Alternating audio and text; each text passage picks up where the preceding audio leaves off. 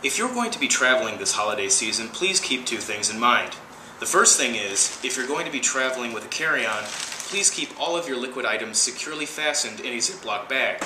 And second, don't piss off Paul Blart, the ex-mall cop who now works at the airport and clearly abuses his power. I love flying.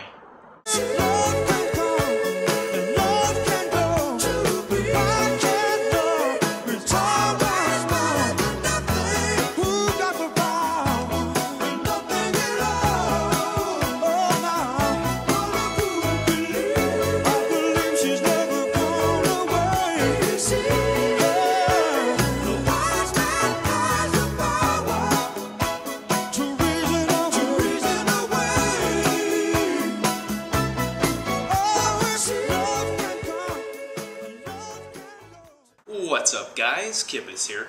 So I was browsing around on Facebook today and I saw a post that one of my friends made. It was a link to a page on a website called WeWon'tFly.com. I'll put a link down in the describing box. Basically, what the post was about was a woman's particularly harrowing experience with the TSA. That is the security administration that does the security screening at your local airports.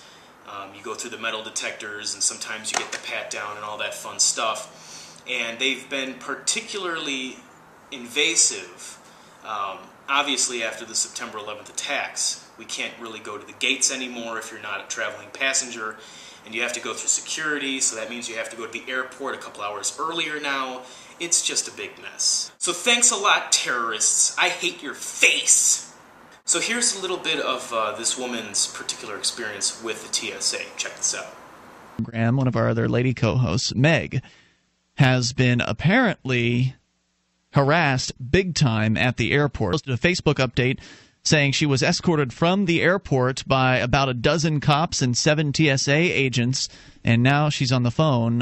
Meg, are you there? Yeah, hi. Hey, what happened tonight? One of the actually the only random person chosen for the body scanner. And so instantly I was just like, no, I'm not comfortable with that at all. So of course they all start screaming at the top of their lungs, opt out, which instantly drew all the attention of the entire security area on me. Well, it makes no sense. I don't see how there's any good gain by an organization that misses 50% or more of guns, knives, and bombs that it tests itself on. But this organization has to appear relevant to itself at the very least. That way they can feel like they aren't useless cogs in a useless machine. It's mental conditioning and psychological torture.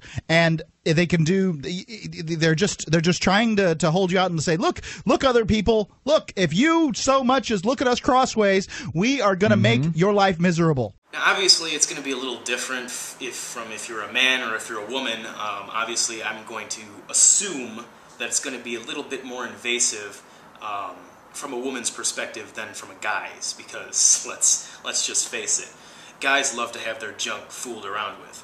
I didn't say that. Don't you dare judge me.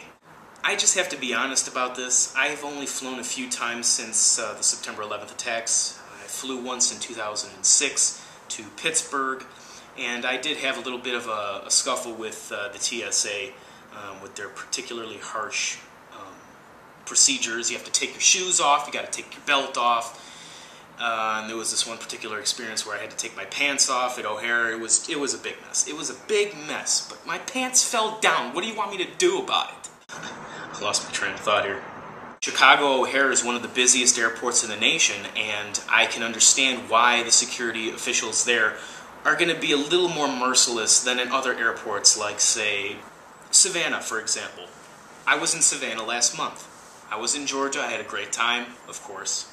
Some people already know this. So, when I was in that airport, that particular airport, I think it was called the Savannah Hilton Head International Airport. It's a smaller airport. That means that there are less people traveling through there, less screening time.